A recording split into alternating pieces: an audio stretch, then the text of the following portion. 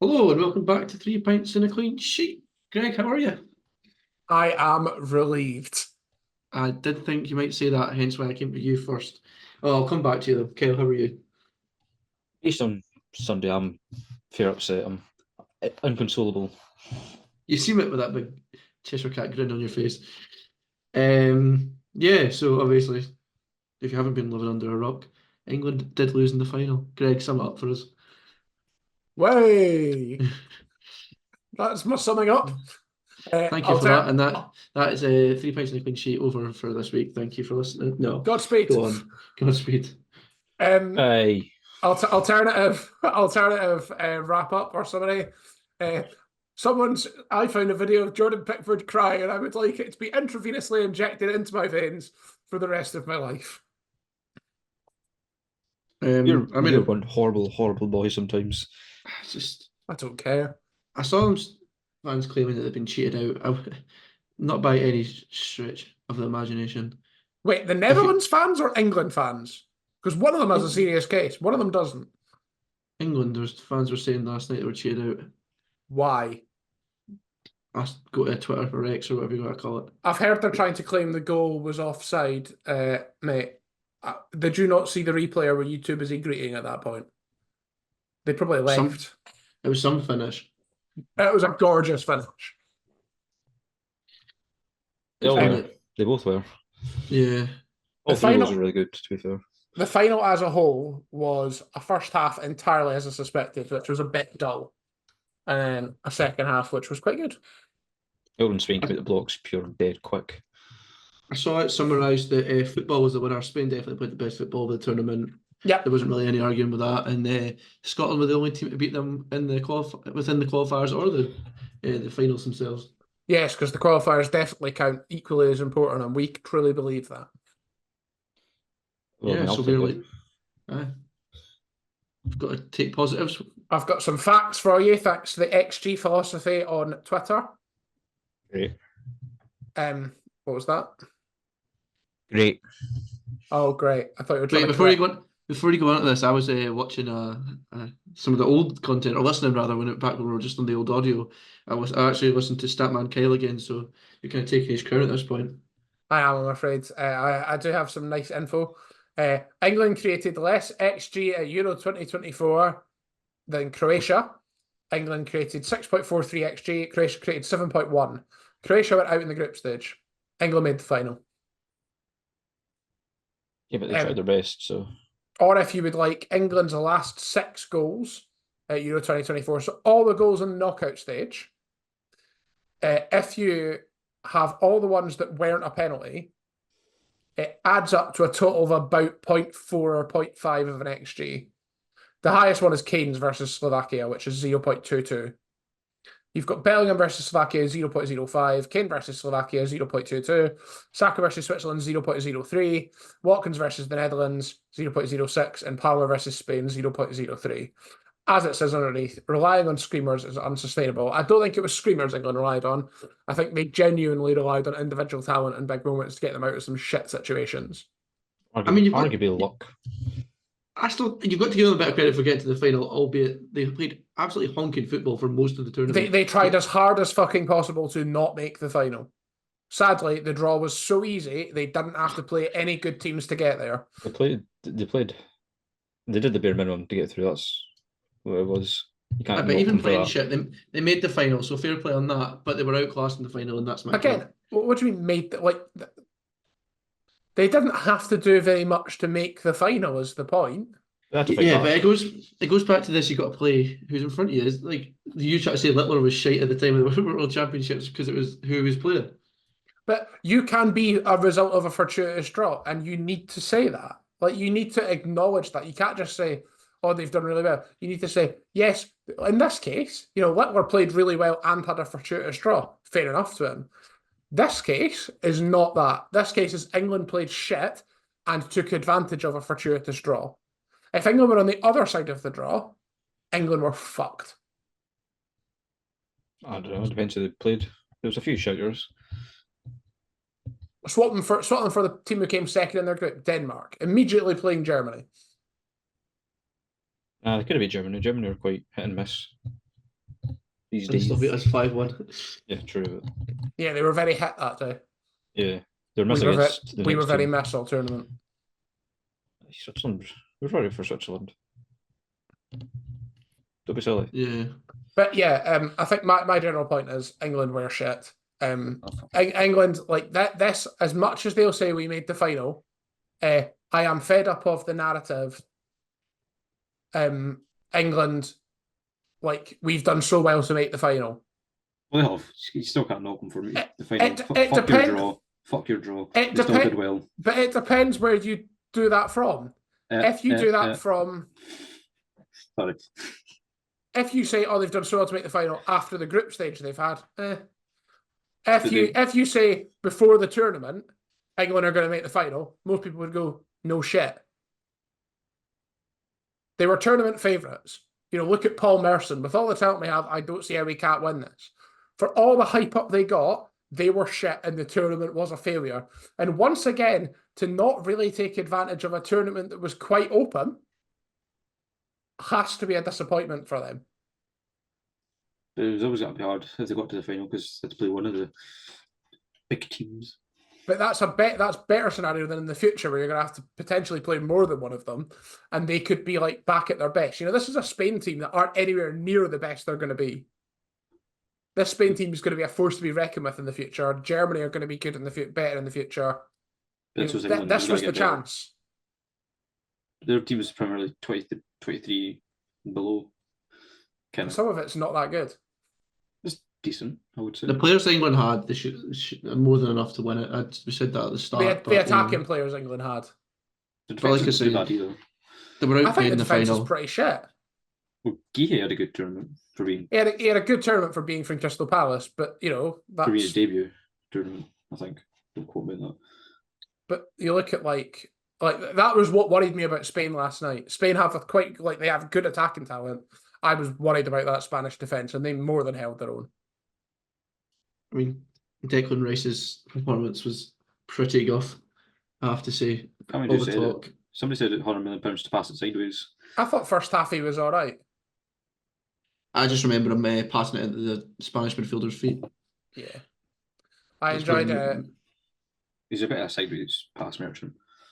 I also seen something suggest that it's no surprise that Rice looks lost in this England team because there doesn't appear to be any attacking structure. It just seems to be give it to someone and they'll do something. Whereas if you look at Arsenal, who have a really good attacking structure, Rice knows his job and knows what he's doing, is there for a better player. I think there's something to be had with that argument. I mean, it's one of those. I thought Palmer did well to take what finish, to be honest. I know it took a slight well done, Kyle. I think it was going in, but at least we celebration there. It was a good finish, and they literally only just came on anyway. Yeah, they should have put a lot more than they did. Who's our best player? One of the few that turned up. Yeah, Lots of them only maybe. Again, and I've read this argument from lots of English football journalists who are looking for excuses that Bellingham and Kane were knackered after a long season. Excuse me. All the other players are in the same boat. Yeah, all the players were in the same boat, but Kane was injured. Well, don't play him. He wasn't much of a player anyway this tournament. Bellingham's best finish was that volley on the Powerade cooler box thing at the end of the game. That was brilliant. Yeah, Bellingham looked a bit petulant at the end. All tournament, I would say. He was quite a wee guy. For all the, I can't remember if I made this point last week. Kick. That was about all he did. Yeah, I can't remember if I made this point last week or if it's one that I've not made yet. But for all the English media, what you see Chris Sutton and Savage on 5 Live do whatever they do about diving. For all the English media go on about diving, they are the fucking worst for it. Bellingham, Saka, Kane, they are all fucking at it. And you hear when English players do it, it's they've done really well to win a free kick there. And one of those times, someone said that last night, and there was literally no contact. That's just your media. They're the worst enemies.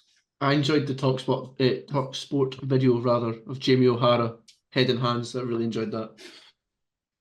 I like the one of Rio Ferdinand with a face like shit. It was just after full time. Oh, get around him.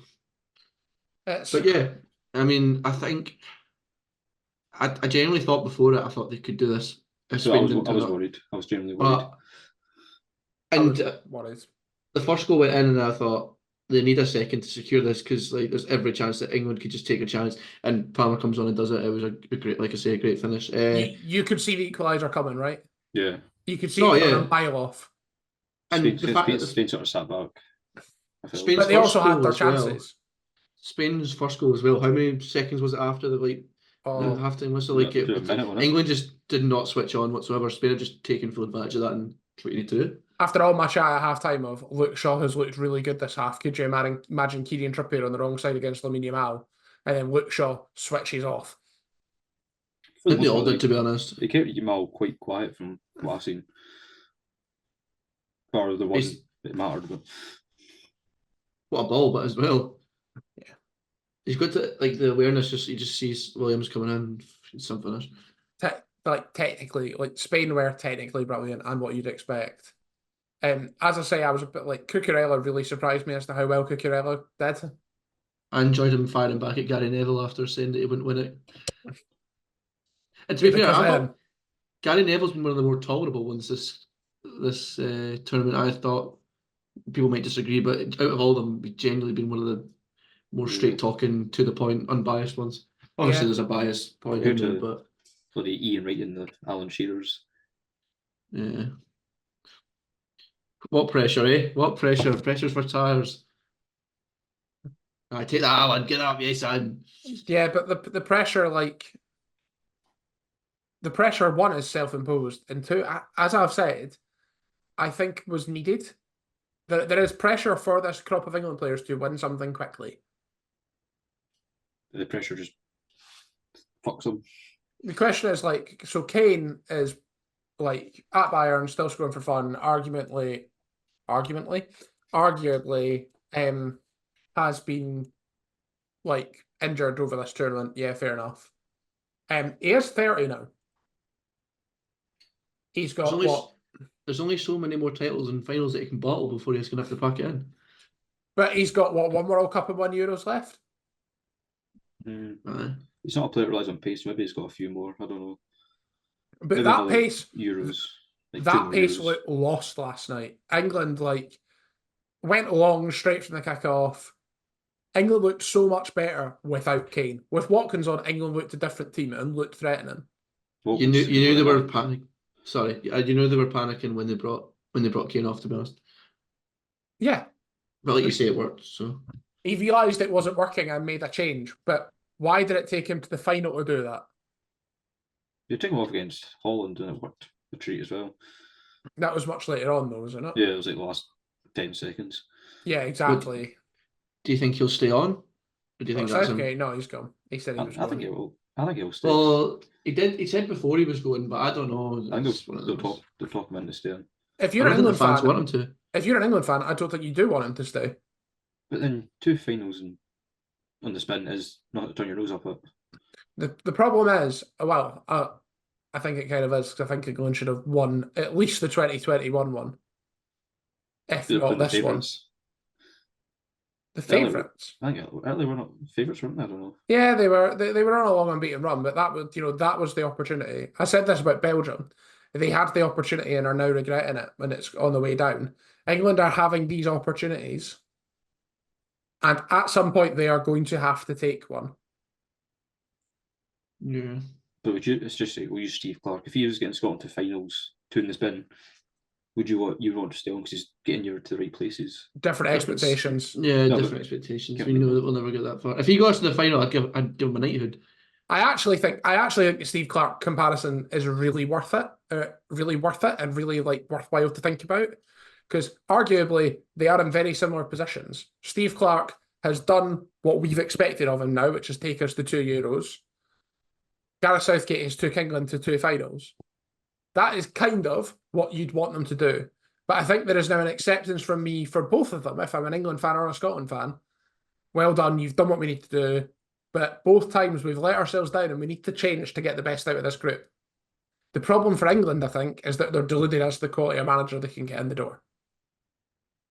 I've seen it was Eddie Howe and Potter as the sort of two favourites. Potter's the one. Potter's the one, like, he's free. And And it's also not very good, though, I would say. You just don't want to lose anyhow. Also that. But, like, you cannot get a prime quality manager as in an international job, really. Again, Pep was the favourite, but I think that's just hype. It's not. But again, that's just delusion as the type of quality manager you think you can get in international football. Your top 5 is Potter. Yep. Lee Carsley. I think he's under 21 or something now. He has. So Southgate's same as Southgate was. That's what Southgate did. Eddie Howe, he's third favourite. Then we're getting some internationals with Pochettino and Tuchel. Tuchel would be shit. Tuchel is not an international manager. That's not how he works. Pochettino famously can't win anything. He's also quite negative, from what I can think. Yeah, Tuchel's also not the most attacking manager. But again, I think Pochettino, Tuchel, and Klopp are in the barrier of they're not going to take an international job. Nah. Yeah. If you want a big name, you get a big name on the way down. I think that's going to be an Englishman who's just wanting to manage them. What about Big Sam? He's got 100% win record. Is he on this list? I doubt it. I doubt it. Not after the scandal of the last But time. Yes, doing it on. That's because someone's put a bet on him for a laugh. Here we go, £5. To be fair, it'd be more chances of being successful than some of your other bets. He's a tiger. I don't know if there's a good candidate for them, apart from maybe Power. But is he not? I don't know who he plays. I don't really watch. The other problem, which I read before, and it's good news for Scotland and worth talking about, is they're expected to use the Nations League rankings after this Nations League for World Cup qualifying pots. So it'll be the top dogs. So if we do not finish bottom, if we finish third, second, or first in our Nations League group, we will be pot 1. England, if they use Nations League rankings, are guaranteed to be pot 2 or pot 3. And only the group winner goes through for World Cup qualifying automatically. Second place goes to a playoff. So that makes their World Cup qualifying a hell of a lot harder. Now they'll still get the worst team in pot 1, probably Scotland. Yeah, they probably will. We need them not to qualify because we need a revamp of Ali's starting army. Yeah, we need to qualify and they don't. I'll take a Wally with a Brawley moment as well if you want. It'd be class, but it's not going to happen. The problem is I like they'd have to get a Spain or a France or probably Spain or France, to be honest, to lose to them. If they want a delusional manager who is also deluded, give them Marvin Bartley. He'd be perfect for the job. No, he wouldn't. He'd hand out so many fines. Could you imagine? I bet you Cole Palmer loves the PlayStation. And Harry Kane. The corner as well. Harry Kane, he's going to KFC and he's chucking bottles in his mum's drive. the bump of the local Bannatynes. Could you imagine on the phone in the gym? No, he walks in. I don't know if you remember was it from the World Cup or from an England camp. The photos of them sitting on the inflatable unicorns in the pool. At the minute Bartley walks in and they're doing that, Bartley gets his wee fine pad out. He's always bloody. He just shut down. It's just he gets that out and realises he's brought out his wee payslip for his super scoreboard. Yeah, his wee flip book. He's drawn himself scored a goal. He's drawn himself lifting a league title, but hasn't managed to get it finished yet. He watches these. Does he? I'm sure he does. He doesn't know where I live. It's fine. Oh well, meet me at Palmerston. I'll score a goal. Right. Anyway, let's move on. Speaking of Palmerston, I was at Palmerston at the weekend. You were. It was good to be back. A rather full terrace, obviously, with the Aberdeen fans taking the majority of the. I don't know what I call it, the cowshed. It's not the cowshed anymore, obviously. The ice bowl end, if you want to call it that. The newsstand. Or the newsstand, yeah. Different variations. They filled out most of that. There was just one section that had the disabled section. But yeah, it was nice to see Palmerston relatively full again. We were quiet first half. You know, I mean, they were a Premiership side. I didn't really have much expectations, to be honest. But we played a better second half. There was definitely some pros to take away from it. I drew the second half. Literally at 3-0 down at half time. Don't concede in the second half is the goal, and we managed to achieve that, and I think that's something. Oh, definitely. Don Robertson was absolutely at it. Granted, they were denied an absolute stonewall of a penalty, but apart from that, he made up for it in every other decision that he gave to them. I was nearly on the pitch at one point. I have just remembered that you said cowshed, and I've now just thought that I could have suggested it was the sheep pen, but it's too late to make that joke. I thought it might still be funny though. Yeah, it would have been better at the time, but It would have. Maybe next time. That's your feedback. Yeah. But yeah, it was good to get the season back underway. If you haven't seen it, we've got a thread going on X or formerly Twitter. Formerly Twitter. Obviously, Twitter. One match so far, depending on when you listen to it. I've added my wee thoughts, and we're going to keep that going for all the competitive games that the three of us go to this season. So yeah, keep an eye out for that. Yes. But yeah. Aye. Speaking of games, let's have the game. And I'm back on the game this week, so Well, surprise. Yeah, I hope you lose now. Oh well. It's going to be the transfer game. I mean, it's going to be the transfer game because I like the transfer game at the minute. But if there's any other games you'd like us to do, please let us know. Anyway, transfer game. There is a theme this time. when Greg's ran away. I'm getting my bit of paper out. Can you see me now? That's what he calls it. I'll run through while he's getting his paperwork sorted. So obviously there is 5 clues. Different clues correspond to different points. 5 points is the year and the fee. 4 points is the position. 3 points is nationality. 2 points is the team they left, and 1 point is the team they joined. There's also a bonus point up for grabs if the boys can't guess the theme. So, are we ready? Yes. Is that the universal symbol for I'm ready? I've got my pen and paper. I say pen. It's a brown felt tip. I just want to ask it quickly. It's just 1 point for the team, nothing bonus. Yeah. So last time I did it, it was like 5, 4, 3, 2, 1. No, it's an extra point. Just 1 point across, no matter when you guess it. Greg starts on -1 because he's using a felt tip. How many Nope. guesses? Just the one for the theme? Yeah. Overall? Yeah. Yes. Aye, right, let's start. Right, 2014, 33 million. Alvaro Morata.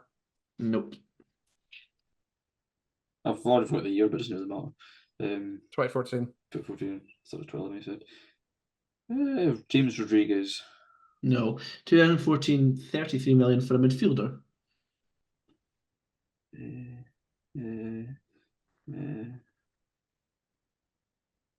Don't know. Di Maria. No. Santi Cazorla. No. 2014, 33 million for a midfielder from Spain. Oh, that's good. I've already guessed one. Oh, fun math. No. No, that's good, Nick. Oh. I actually have no idea. Rodri, fuck it. Nah, 2014, 33 million for a midfielder from Spain, left Barcelona. Fabregas. Yes, 2 points. Nice. I think it was a free. Did This you join Chelsea? Yes, he joined Chelsea. You're correct. Right. 1993, 7.5 million. Ryan Laudrup. 5 points. Bloody hell. Wasn't it Michael? We've had that before. Different transfer, I think. 1993, 7.5 million for a forward from Denmark, left Fiorentina to join AC Milan. Who's a winger? No, he's an attacking midfielder. Right. 2002, 15 million. 2002. Bloody hell. Rivaldo. Nope. Who? Cafu. No. Sorry, you went pure glitchy on mine. 2002, 15 million for an attacker.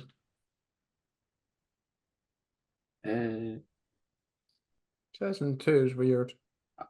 Ronaldo. The Brazilian Ronaldo. Nope. I don't know why I looked to check when I knew it wasn't him. I did wonder if you said Ronaldo the first time. That was not the expression I would have made. Oh, fuck it, I don't know. Is that pass? Yeah. Just like I'm not going to guess, but I am. Nope, 2002. Guess. Wait, how far? I don't even know how far we got there. 2002, 50 million for an attacker from France. Henri. Nope. Trezeguet. No. 2002, 15 million for an attacker from France, left PSG. Well, I never. No, that's No, he's he's not a right. bit weird. Didn't know they existed back then. Who the hell was in that little? Oh, aye. I don't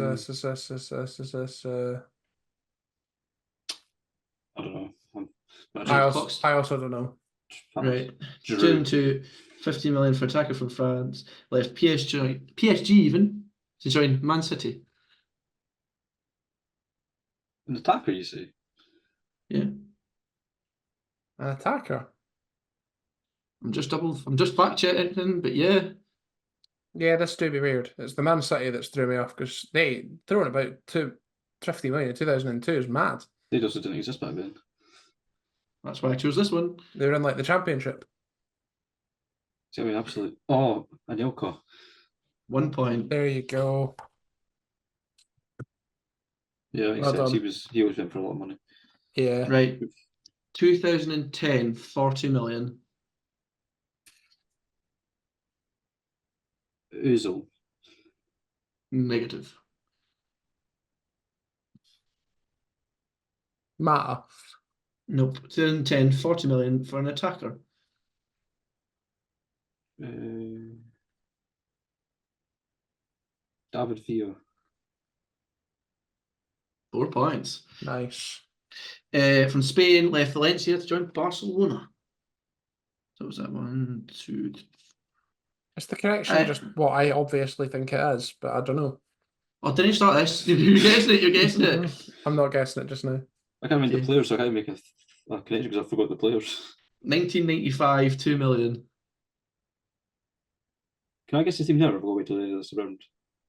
Guess it if you want, but that's your guess. Scored in the Euros final? No. That's what I thought it was, but I'm pretty sure that's what I've done before as a team. I did it last time as well. Yeah, I don't have a guess. I don't Okay. I've lost anyway, so it doesn't make a difference. 1995, 2 million for a defender. Nesta. Alex. No. 1995, 2 million for a defender from the Netherlands. He's not a defender, Greg. Koeman. Correct. 3 points. Nice. Right, Greg, do I guess the theme? Because you guessed. I don't think I've got a theme. I had before that, they've all played for Chelsea, but that's not true. But that's what I've got. No. That's what, yeah, they've all played for Chelsea, so I've got. No, it's not true. No. They've all won the Euros. Oh, it was much more simple than we thought. Fabregas in 08 in 2008 2012, Brian Laudrup in 1992, Nicolas Anelka in 2000, David Villa in 2008, and Ronald Koeman in 1988. Fair enough. So yeah, I think that was too straightforward, I guess, that you didn't guess it. Yeah, but which is good. Well done, Kyle. That is an official blowout. Well done. That was probably got to be one of the biggest. It's 15 zip. Pump-ins we've had. Yeah, I just was not at it today. That's okay. I let you off because I've had some howlers in the past. It was confirmed by guests such as the winner, Kyle Pagan himself, actually, of the showdown. It's a lot different when you're behind the camera as opposed to watching it. So yeah. Yes. Think before you judge. Aye, but yeah, that's the game, and that's all we've got time for this week. So thank you very much for listening. Yeah, keep tuned. The Euros is finally over. So what? No, I needed that, so I was very confused as to what it was. I did it back to him. 50. Interrupted me. 51 on the screen, mate. But yeah, once they get over this shenanigans, thank you very much for listening. Much appreciated as always. Give us a like on all different. And also, actually, while you're at it, the EBZ podcast, Aberdeen Fan Podcast, we've featured on it. So give them a listen. It's on our socials. So yeah, check that out. We did a wee segment previewing the game that we've already talked about today. So, and I won the prediction section of that as well. So it's good to see that some things never change. I will. Also the biggest jump in that one as well. Steady. Right, anyway, thanks for listening. See you later. Bye. Bye.